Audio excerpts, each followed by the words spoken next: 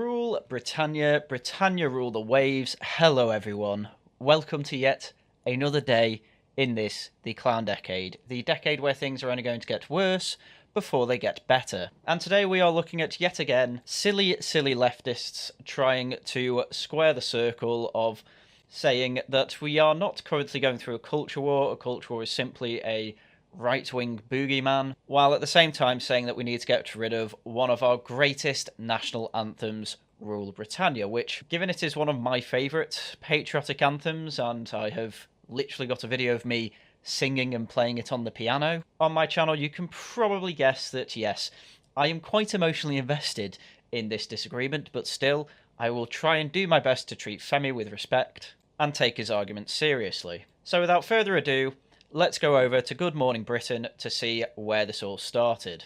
Take it away, Ed Balls. Is it time to ditch Rule Britannia at the proms? No, of course it isn't. It is the literal climax of every year's last night of the proms. And I do know from BBC insiders that they absolutely hate having to host the proms because, well, it does raise patriotic spirits in everyone. And the thing is that it has become cringe over the last few years because on the year that Brexit was voted for, the entire crowd, for some reason, all had European flags. That's more than likely because most of the people going to the proms are people who live in London, and London was very Europhilic. But then there was also that time recently where instead of waving a British flag during Rule Britannia, there came out a rather large swathe of the gay flags, which, again, very cringe. We have entire areas that are just absolutely draped in gay flags, and I've even walked past quite a few Christian churches, they weren't Catholic by the way, that were donning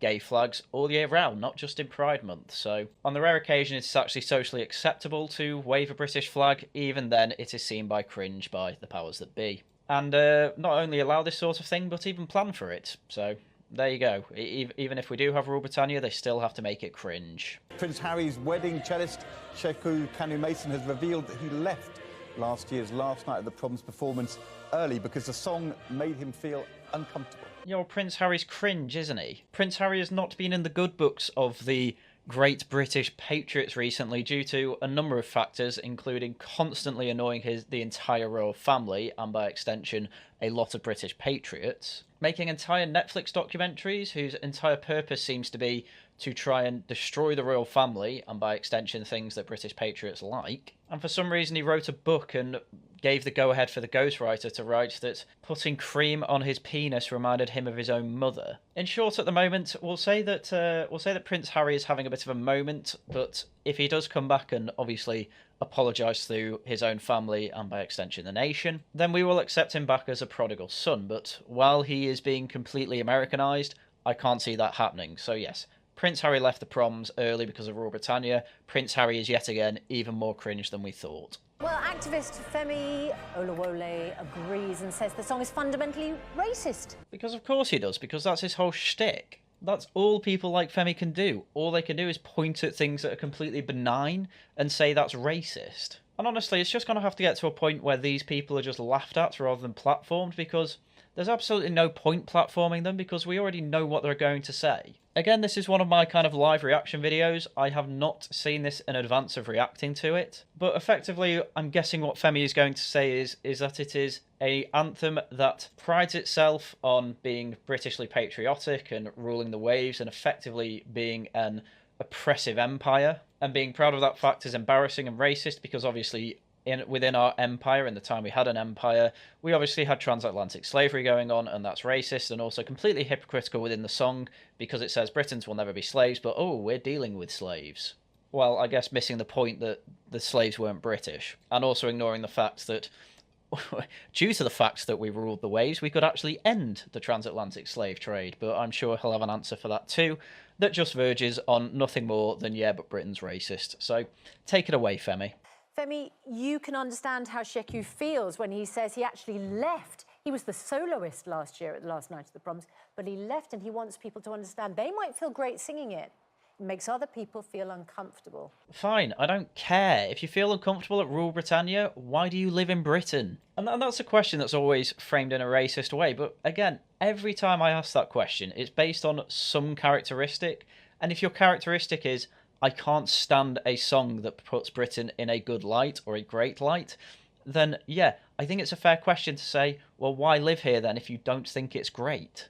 Yeah, because the UK was actively kidnapping and enslaving millions of black people between the 1500s and the 1800s. It's really annoying when these activists phrase the history of slavery in that way, because it just completely absolves history of the facts, I suppose you can put it.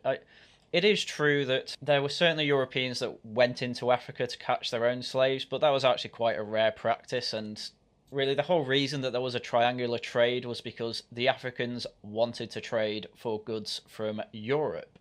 So the majority of the time when you are trading for slaves, it's actually African chiefs of tribes who have, say, won a tribal war and taken in a bunch of slaves and then sold them for the goods from Europe to the European traders, who would then sail obviously over to America and the West Indies to sell the slaves there. To make it clear, I'm not defending slavery. What I am saying, though, is that it wasn't just white people that invented slavery and caused the trade of slaves to work out. The African chiefs were actually part of it, and in fact, I bring this factoid up every single time, but if you read Empire, How Britain Made the Modern World by Neil Ferguson, you will find out that actually when the Dutch first went over to Africa, they tried to sell farming equipment to the Africans, but the Africans said, no, we want your guns because it makes it easier to win wars and capture slaves that we can trade with you. So again, let's not absolve Africans from their own part in the slave trade.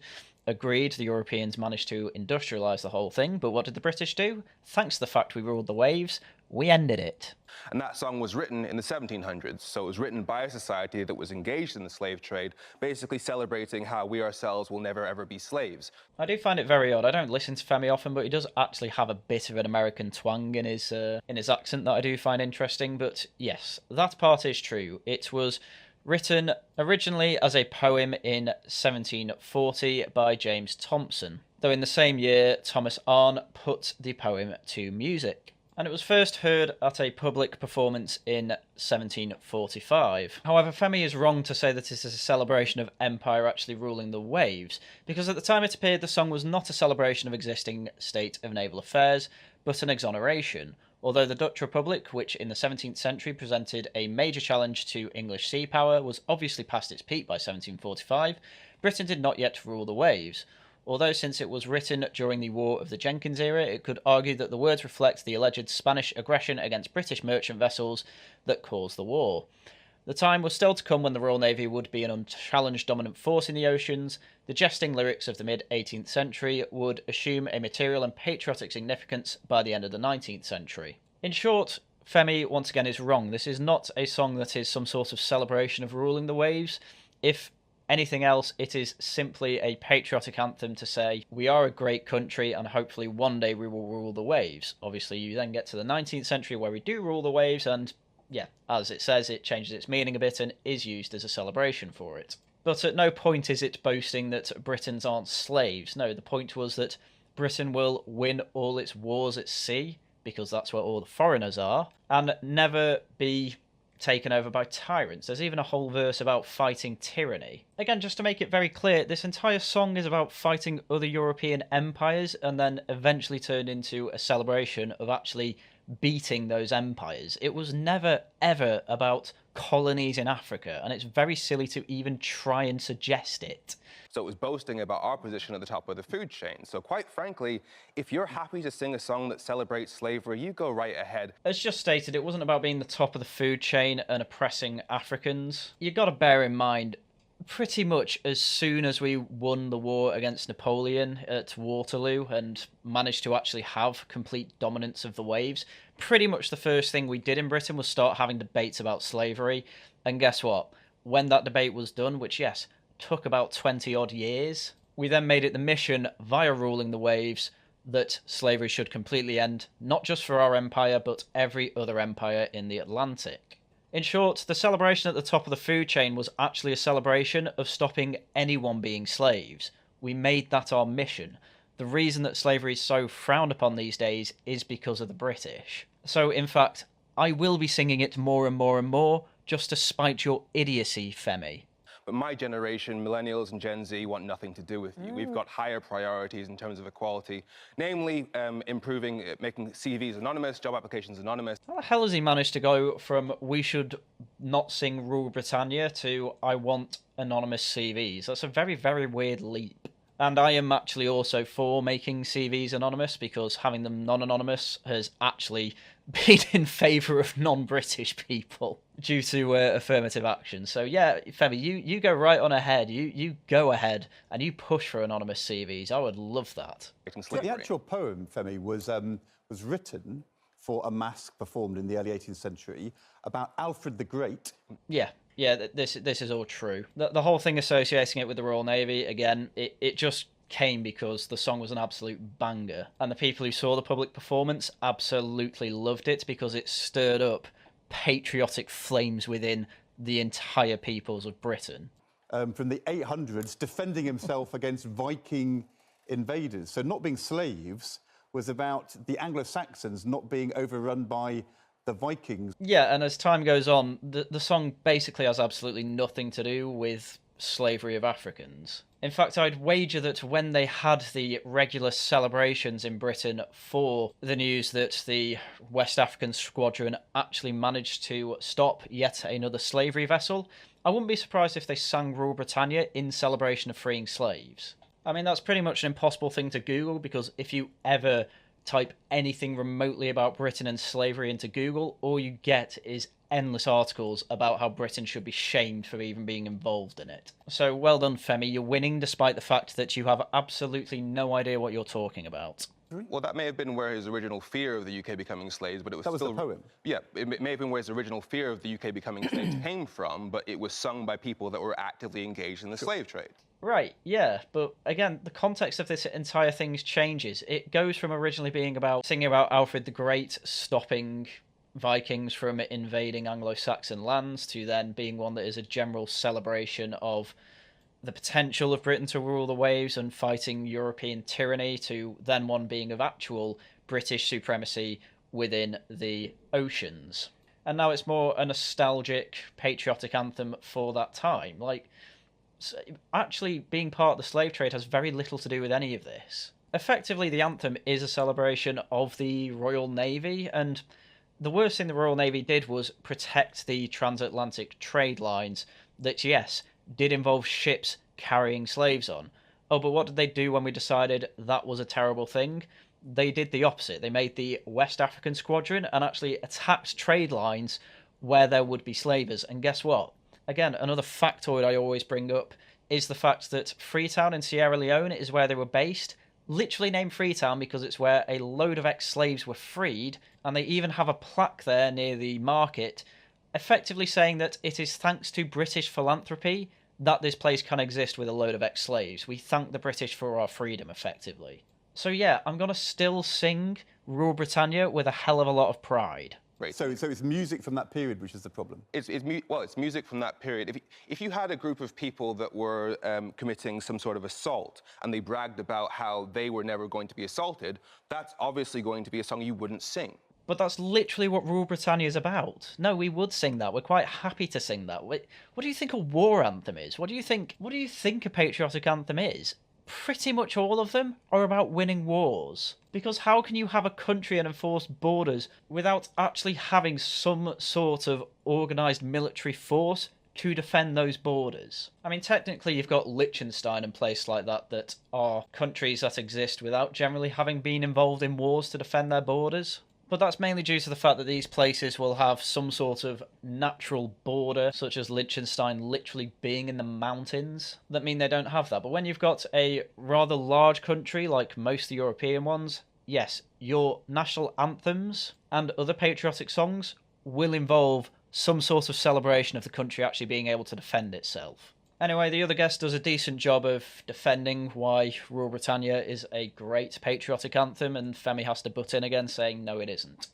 Yeah, but I find this idea of it being patriotic can be completely just wrong, because it's the opposite of patriotic. It's highlighting one of the worst things our country has ever done. I could go over a basic Wikipedia article of this again, but I'm not going to bother. Femi's entire problem with this song is that it involves the line, Britons will never be slaves, and yet, oh, they're hypocritical, because at the same time, they were enslaving other people. Yes, but again, they weren't Britons, and either way, I don't care, because 200 years ago, we had a West African squadron that was literally freeing slaves that weren't Britons. So yes, it is actually a very patriotic anthem. And again, I wouldn't be surprised if it was sung at celebrations for the West African squadron. I Shaming our country. If you want to sing a patriotic song, sing about some of the great stuff we've done. Don't sing about how we killed and enslaved people. I don't know how many times Femi is going to have to be told that that's not what Rule Britannia is about. It's not about Africa in any sense of the word. And again, quite a lot of patriotic anthems from all sorts of countries will be about, again, winning a war. Millennials need to get over the fact that war is a real thing and it is okay to celebrate winning a war. Anyway, that was pretty much everything from Good Morning Britain. As you can see, Femi really didn't have a lot to say other than this song is about enslaving Africans, which it isn't,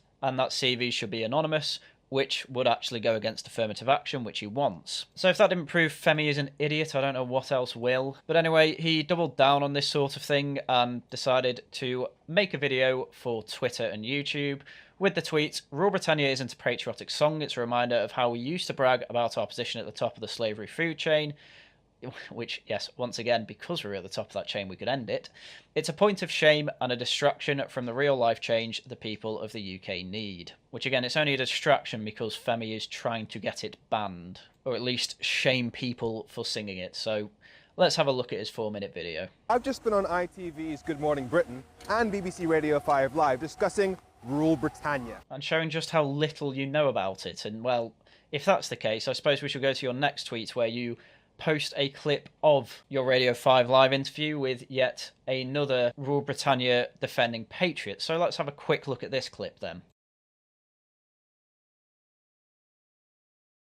And people like Femi should be thankful that Britannia ruled the waves, because it was the Royal Navy ruling the waves that ended the slave trade. Yep, thank you. Exact same point I made. Thanks to Britain having uncontested rule of all the waves throughout the 19th century, we managed to rather quickly completely end the transatlantic slave trade, not just for us, but for every other empire. We made it impossible to trade in people trafficking. Okay, let's do it one by one. Let's just go. No, don't do it one by one. Just do one. I want to listen to callers. Just give me an overarching quick response to all that. I love how even the BBC Radio 5 Live host is getting annoyed at Femi. It's almost like he knows that Femi isn't going to say anything with any basis in fact and is just going to annoy people. And he probably has a producer shouting down his ear saying, this is a call-in show, get him to shut up so he can get to call-ins. But even BBC Radio are getting annoyed at Femi with his leftist nonsense. Okay, the idea that I should be grateful for the UK's empire when it enslaved my ancestors is ludicrous. There's actually a fairly decent chance that your ancestors were enslavers too, by the way, Femi. I wouldn't try and get on the high horse of my ancestors were victims, because quite a lot of the time you actually look at the history of your own ancestors, no matter your race, there is going to be some skeletons in that closet. As for the idea that it was written hundreds of years before the African slave trade, well, they still chose a song about slavery whilst they were actively enslaving people. Yep, sure, because the song has absolutely nothing to do with the slave trade. The song has everything to do with the Royal Navy, and either singing about hopefully one day it will rule the waves, or how at the current time it rules the waves, or how in the future, where we are now, we are nostalgically thinking of the time we did rule the waves, and hopefully will again. They chose that song for a reason. It literally says Britain never ever shall be slaves. It's about slavery. I do quite like the leap in logic of how, once again, the entire point of the song is that Britain won't be ruled under tyrants. That's kind of the whole point. That Britain won't be a slave to another nation. That's the whole point. But because it uses the word slave, Femi has to go on this really stupid rant about how, isn't it hypocritical that they had people who owned slaves and had a slave trade during a time where they were singing this patriotic anthem. You know what, Femi, you're right. That is hypocritical. That's why they ended it. I've explained to you it's about European tyrants. What level of deceit are we at where a song says Britain never ever shall be slaves and you tell me that it's not about slavery? Jesus. Oh, I don't know if he's allowed to say Jesus on Radio 5 Live before the watershed, but we'll ignore that. Again, it is a very weird attitude from leftists, especially Gláeddyvist leftists, where for some reason they have the poor me's, but not actually about themselves. It's about them, their entire race, and their ancestors. And the thing is, I know that it is very shallow, because at the same time they want all of these things that are supposed to be hyper-atomized, individualistic, but then when it comes to being able to say they're a victim, yeah, they'll jump on it really hard, but I mean, that's an argument that's about 10 years old at this point, so I'm not going to dwell on it. So anyway, that's context for the Radio 5 Live clip. Let's go back to the main video. Because after the cello player, Sheku Kane-Mason, decided not to stay for the end of the proms because he didn't want to listen to the song Rule Britannia, you have the usual right-wingers getting up in arms, calling him unpatriotic. Well, I wouldn't be shocked if he was unpatriotic for a start, but I also wouldn't be shocked if this was a almost cynical move to up his profile as a cellist, because he is all over the news. I've ended up talking about him. Apparently BBC Radio 5 Live and Good Morning Britain have both been talking about it. No such thing as bad publicity type of thing. And if there's one thing, if you're within the BBC, you feel it's safe to attack, it is absolutely Rule Britannia at the last night of the proms. That's why the British Broadcasting Company have been trying to bastardise it over the years by waving EU flags and waving rainbow flags instead of just having the whole thing feel like an actual patriotic anthem. And if the BBC want to do that, fine. Give the last night of the proms to someone else. Give it to Netflix if you really want to. Because as much as it is a meme that Netflix do just make everything go woke, there's no denying that they would probably do this properly if, at the same time, they are allowing people like Ricky Gervais and, Dave Chappelle to make their comedy specials that are clearly on the anti-woke side of things. So I actually believe Netflix would do a better job than the BBC. But honestly, some of the arguments used to defend that song to me today were insane. So let me lay out some of the facts. Oh god, this is going to be fun, isn't it? All the arguments we heard throughout this entire video so far have effectively come down to, Femi, Rule Britannia is not about the African slave trade. It is entirely about the Royal Navy, whose only part within the slave trade was defending the trade routes, which were being used for much more than simply just slavery, and were still being defended after we abolished slavery. Please grow a brain. Because the UK was actively kidnapping and enslaving millions of black people between the 1500s and the 1800s. I like how he doesn't stop there and think, why did it stop there in the 1800s? Anyway, you've already seen this clip, so I'm not going to repeat it. Having said that, I will mention that he does leave the clip to run until he gets his point about anonymous CVs in there as well. This whole thing seems to be him doing activism for anonymous CVs, which again I find really funny because that should be against what he actually wants. Because it actually benefits minority groups to not have anonymous CVs. Again, the test's been done. Having anonymous CVs has mainly benefited white men. The reason why I opened up like that is because this whole discussion, this whole debate is a distraction. It's a diversion. Okay, so just to be straight here, Femi is completely coping here. If he thought it was a distraction, he would not get in to the argument that Britain was part of the slave trade while singing about slavery, which is his entire argument. If this is a distraction, he would have gone onto these shows and said, this is a distraction. No one actually cares about any of this. Let's talk about these other things that I find much more important. But he didn't do that. Instead, he tried to shame Britain for its history of slavery, which I've said it once and I'll say it again. Britain was the best thing that happened to worldwide slaves. Designed to make people think that the main thing that anti-racists are obsessed with is which songs are sung at the proms. And again, if you genuinely thought this, you would be making that argument on BBC and on ITV, but you didn't. So this is just a cope. You've come out of there and you've probably been told by your handler, that didn't actually go particularly well, pivot. You see, they want to make people think that those of us who want equality are a threat to British culture. You literally just showed us a clip that you want to subvert British culture, yes. Again, you are completely pivoting.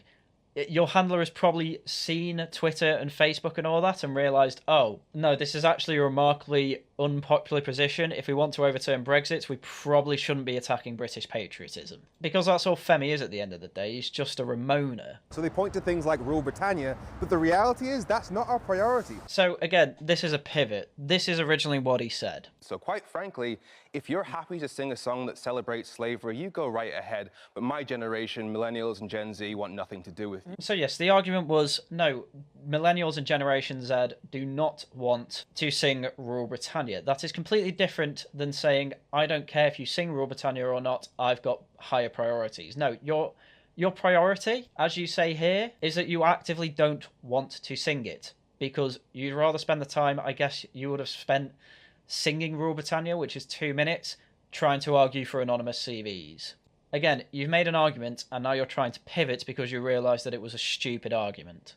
Most of us don't even know the words to that song. That's why I pointed to the practical things that can be done to massively improve the lives of millions of people. I wouldn't be surprised if a lot of people who actually like the song don't know the words by heart. Everyone knows the chorus, obviously, because it's about 4 lines long and repeats most of the words. But just because you don't know the words doesn't mean you don't care about the song. I mean, to be honest, as I say, I made a video of me singing it. I don't think I could remember the words off the top of my head. But I don't see how singing a patriotic anthem that, from pretty much everyone that sings it agrees, does seem to bring them closer to the country and to the people of the country, why that would even possibly get in the way of your activism. As I say, I have an entire video that I made that was way more effort than just singing the song, and I still managed to be an activist. Like, are millennials and other Gen Zers just so stupid and lazy that they think if they sing for 2 minutes they can't do anything else for the day? Is that your argument here, Femi? Because making job applications anonymous wouldn't just tackle racial discrimination, it would also mean you wouldn't see where somebody went to school, which town they grew up in. It would be a major blow to discrimination on the grounds of class, sex, race, region, when it comes to our ability to get a job. Oh my god, he's really going on about these anonymous CVs. So I'm just going to put this entire thing to rest and say anonymised CVs will actually just help white men. Can anonymised CVs improve... God... diversity, equality and inclusion? Research says no. So I'm very surprised at this, but it appears that Femi really doesn't like diversity, equality and inclusion, which surprises me because that puts him on my side of the political argument here. So let's skip to the conclusions here. Anonymised CVs cannot eliminate bias during interviews. Once candidates arrive for interview, conscious and unconscious bias still creep in. Research shows that hiring managers still tend to hire people whose backgrounds mirror their own, leaving women and minorities at a disadvantage in the hiring process, especially in sectors like tech and finance. Which I find quite funny because from a lot of tech companies I know, there's still quite a bit of diversity. Anonymous CVs can't solve your diversity problem on its own. If you assume this will be a fix-all for your diversity problems, you might as well just not focus on ensuring D, E and I at all. Oh, that's what I would suggest, yes. You cannot attract a diverse candidate pool. Blind hiring won't help. How you talk about diversity and the opportunities you offer for progression will affect whether you attract a diverse pool of candidates in the first place. Blah, blah, blah, blah, blah. So, yes, this is all basic. It's not enough until we've got everything we want type of arguments. And leftists are predictably going to complain about this all the time, but it gets interesting with these last 2 points. Implementing anonymised CVs and hiring diverse candidates is not sustainable if there's no internal inclusion in the company.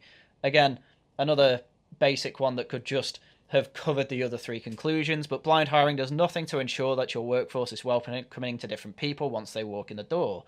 At best, it's one tool in a bigger diversity and inclusion toolbox. Think about it. Diversity cannot thrive without inclusion.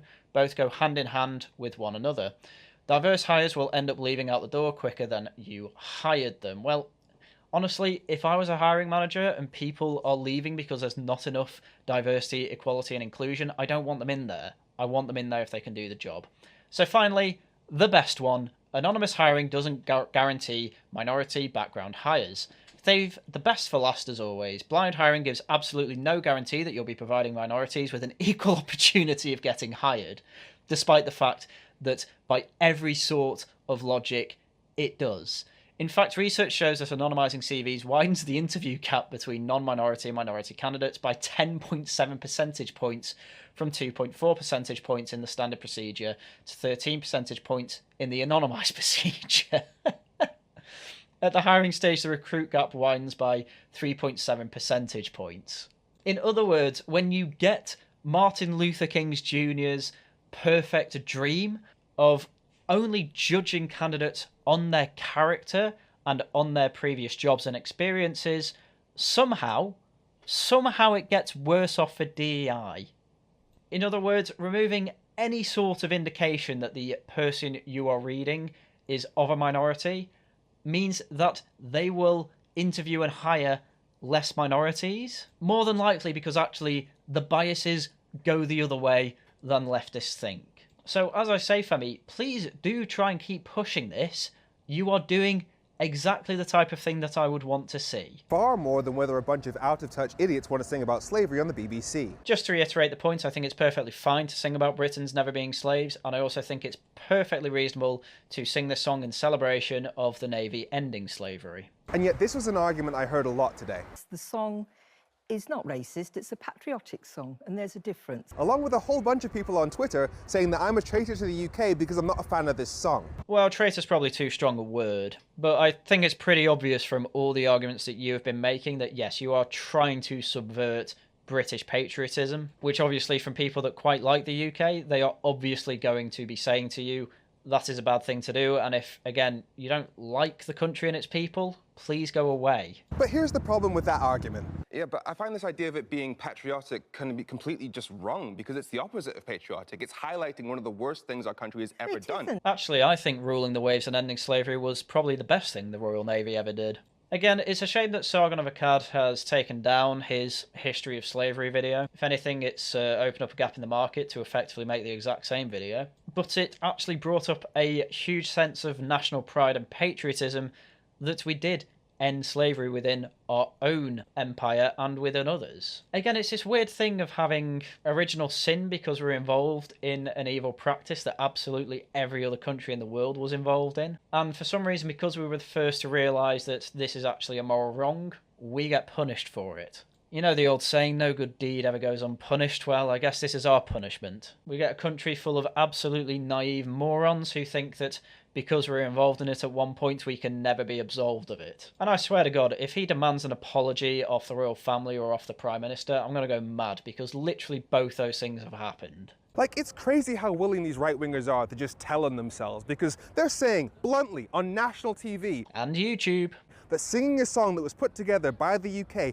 at a time when we were actively enslaving millions of people, that brags about how we ourselves were always going to be at the top of the food chain. Again, even after being told that's wrong, he's still repeating it. No, it wasn't written at a time when we were top of the food chain. We didn't have naval supremacy until after we beat Napoleon, until the 19th century, until the Victorian period. Or the late Georgian period, whatever. Again, this whole thing of being at the top of the food chain for slavery, that was only true for, I don't know, maybe 20 years, if that. And again, throughout that entire time, we had a massive abolition movement that was headed by the Clapham sect, a bunch of Christians, and obviously there were plenty of ex-slaves that were involved in that. But the point of the matter is that yes, Parliament ended up agreeing and ended up going into debt until 2014 to free the slaves.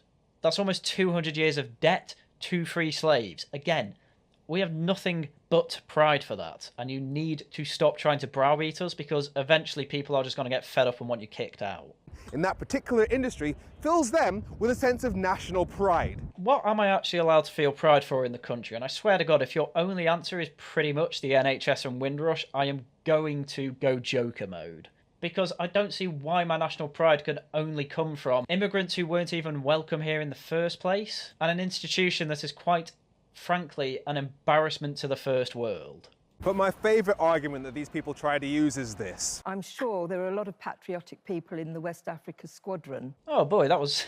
this is my argument. Let's see what he has to say about this. And when I was on the BBC, the historian they put me up against actually said these words. And people like Femi should be thankful that Britannia ruled the waves, because it was the Royal Navy ruling the waves that ended the slave trade. I mean, again, this is just my argument. What do you have to say about this, Femi? Because none of that is false. Like, can you imagine if a gang of rapists wanted credit because after 300 years they finally decided to stop raping people? I really hate that analogy because it implies that Britain were the only rapists in the world at that point, which they weren't. And it was a time where worldwide slavery was just seen as the norm. I mean, I guess in this analogy, rape, even though it is obviously evil as slavery is evil, is just the norm. And it was the British that first said to themselves, hang on, this is pretty evil. I mean, I really need to come up with a term for this. I suppose I should call it hindsight biased, where, yeah, obviously now we see slavery as evil, but that's because you have been brought up in a world where slavery has only been seen as evil. If you were brought up in the early 19th century, there were unironically arguments on both sides for it, and they were both taken seriously. Obviously, we don't take the other side seriously anymore, but that's because of your hindsight bias, or hindsight privilege. So If you're going to have a go at Britain for being a bunch of rapists and wanting credit for ending the rape, then really absolutely every country in the world should also be called rapists in the same way. We differed because not only did we stop the rape, but we stopped the rape of other countries' rapes. Anyway, I'm fed up of saying rape now, so let's go back to Femi. And no, that's not an exaggeration, because guess what slavery included? Rape, yeah, they were seen as property. There's, no one denies this. No one who makes this argument is defending slavery. That's why we have a sense of pride and accomplishment that Britain ended slavery, because we did a good thing by ending an evil thing. Also, to pretend that colonialism and empire isn't relevant now is just stupid. Like, open the news. Yeah, no, I agree. Your I guess we can call it African colonialism is seeping in and saying that we need to be shamed because of our history of Czech's notes ending the slave trade. Right now, the UK government is actively supporting one country completely taking over another country in Palestine. Well, yeah, the whole reason Britain took over Sudan was because Sudan kept raiding British colonies, and so the British just went, right, if you can't control yourselves, we're just going to come in and rule you. And that's pretty much what Hamas has been doing with Israel. And so, yeah, Israel just go, well, if you can't control yourselves, we'll just come in and rule you. But again, this is Femi, who doesn't seem to have any understanding of, quite frankly, anything. You can tell this because he thinks that blind CVs will mean that that will be a help for diversity, equality and inclusion when it won't. The fact of the matter is that Femi is just a very uninformed man who somehow keeps making it on these panel shows because, for lack of any other words, he is just right on with all his opinions, despite the fact that he has absolutely no backing to his arguments. Which is probably why he's trying to do his best to pivot here, even though, once again, this entire video that is supposed to be about, oh, we don't care about Rule Britannia really, we have other priorities, he's still actually just making an entire video trying to say that we need to stop people singing Rule Britannia, and you should actually be ashamed of it. Our government is currently supporting the killing and the forced removal from their homelands of potentially millions of people. I have absolutely no doubt in my mind that the Palestinian people would actually have a much better and peaceful life if they were under the rule of Israel. Because Hamas seem to be doing nothing but using them as human shields, using hospitals and other bits of infrastructure as military bases, and just keep poking the bear. Like, why are you surprised that the bear is trying to maul the mouse that is poking it? I don't care if it's going to be a ruffle stump. Don't poke the bear. So the people who support singing songs that glorify that kind of practice, they're right. We should preserve our history, but most importantly, we should learn the lessons from it. Do you think we've been doing slavery again since we abolished it? What do you mean? We learned the lesson from slavery. Don't do it. I mean, honestly, this was such a bad video that this morning Femi has had to make another tweet to clarify a few things, because even leftists are saying, look, these are just really bad arguments. So he made a tweet saying, I just want to make a couple of points for well-meaning people telling me to pick my battles, i.e. other leftists saying you've made a fool out of yourself. As predicted on Good Morning Britain, for younger people on my other platforms, they hopped straight past the Rule Britannia stuff because that was obvious to them, and focused on the practical ways that I said we could improve today's society. So I was right to use this issue as a springboard to talk about the real issues on national TV. I mean, yeah, as I implied before, this whole thing is just for Femi to get on TV and talk about a policy that he wants that won't actually help his ends. And two, if you have never had thousands of people screaming racist obscenities at you for 2 days straight, please keep in mind when giving advice to people who are currently experiencing that. Okay, yeah, don't be racist to Femi. I've not been racist to Femi this whole time. It is perfectly possible to criticise him without being racist. Again, this whole video has been me saying that Femi is making stupid arguments. If you're being racist to Femi, you are in that you are making a stupid argument category and people just won't listen to you. As people are now probably not going to listen to Femi when he talks about his whole CV idea. So yes, my advice for British patriots would be just keep singing Rule Britannia. It is an absolute banger. There are other great British anthems as well, and you may prefer others, but I say Rule Britannia is probably my favourite. And to be honest, it probably wouldn't actually be an awful idea to start actually trying to come up with an alternative for Last Night of the Proms, because BBC are going to keep that despite the fact they don't like it. And we can actually make it look more patriotic than it has been for the past few years, where they've been obsessed with putting other political agendas in there, such as allowing EU flags to be flown the whole time it is being sung, and actually having the person on stage wave an LGBT flag. And I mean, I suppose to be fair, when it comes to the 2023 proms, as the clip on screen at the moment is showing, they do seem to have a lot less EU flags. They are still a lot of EU flags being waved for Rule Britannia there, but there's still plenty of patriotism there, so it has improved over the recent years, but I wouldn't be surprised if next year or the year after they really try and double down on the whole, for lack of a better term, woke intersectional agenda, or whatever you want to call it, by pushing unnecessary politics here. Because to be honest, the EU flags thing, that's less of a problem, because that's just individuals deciding, oh, I'm going to show my support for the EU here. You know, it's going to be cool and subversive. So that's just idiot members of the public doing that. I don't mind that as much, the BBC literally putting the LGBT flag front and centre of the whole thing. Anyway, I can't wait for Femi's reply to this video, since he obviously just wants to step over the whole issue, as he keeps saying, and talk about anonymous CVs instead. So thank you for watching till the end, Femi. I can't wait to see this on Twitter. Anyway, as for the rest of you, I will be having Laughing at the Guardian this weekend. I had to cancel last weekend's due to some unfortunate family circumstances, but we should be back to doing it every 2 weeks now. I have some rather large guests coming on, and you will find out who they are on Twitter on Friday. So follow me on Twitter, join my Discords down below, like, subscribe, comment, all that good stuff, and with that, that's everything I have for you today. So, once again, thank you very much for watching, and until next time, goodbye.